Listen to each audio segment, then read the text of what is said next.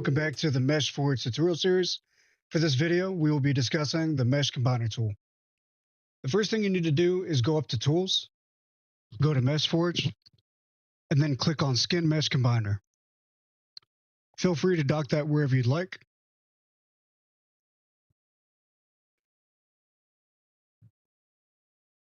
The Skin Mesh Combiner is a very simple tool. It is meant to combine multiple skin meshes into one single skin mesh. That way we can improve performance by not needing to render in a bunch of skin meshes on our character prefabs. So to begin, you'll see at the top of the window, just as in the other tutorial videos, that we still have that same save folder field at the top. Again, you can name that root folder whatever you'd like. The next field is going to be our source prefab field. As in the name, this is going to be the prefab that we actually want to combine that has all of our skin meshes stored on it. In addition to that, it'll also be the prefab that the combined skin mesh will be placed on once we're done. So lastly, we have this override prefab toggle. And what this does is after the meshes combine, it'll place that mesh onto the prefab again, and then it will automatically override that prefab. So that way it is updated automatically without you having to worry about doing that extra step of manually overriding your prefab. So for today's example, I'm going to be using the same prefab asset that we've been using throughout this entire tutorial series, where we've split all of our meshes up already. So as you can see here, when I click on parted meshes, you'll see all of the different categories or groups that we've made in the previous splitter video. So a few things that are missing that I did while we were off screen is I actually ended up cleaning up this prefab.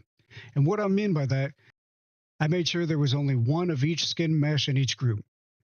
That way we're not combining a bunch of left hands or a bunch of left arms. We're only combining one of each section.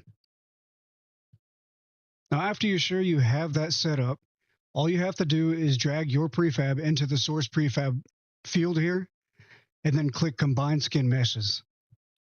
Once you do that, you'll be met with a confirmation saying that it was successful. And then you'll actually see here on the prefab itself that it was updated with the combined mesh.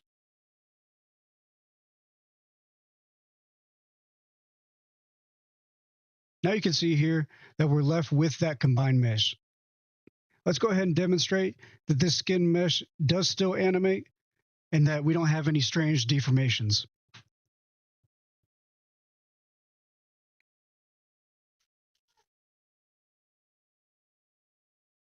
Okay, so everything does look fine. So that's all I have to show you today for the Skin Mesh Combiner. This is actually the end of this tutorial series for MeshForge. I do plan to make further tutorials in the future. However, that's going to be based off of what everyone else needs, what they might have some confusion on, or any new additions to MeshForge that I might put in. So please send me any feedback that you might have, and I'll do my best to implement it and respond as quickly as possible. But thank you again for watching this series, and I'll see you in the next one.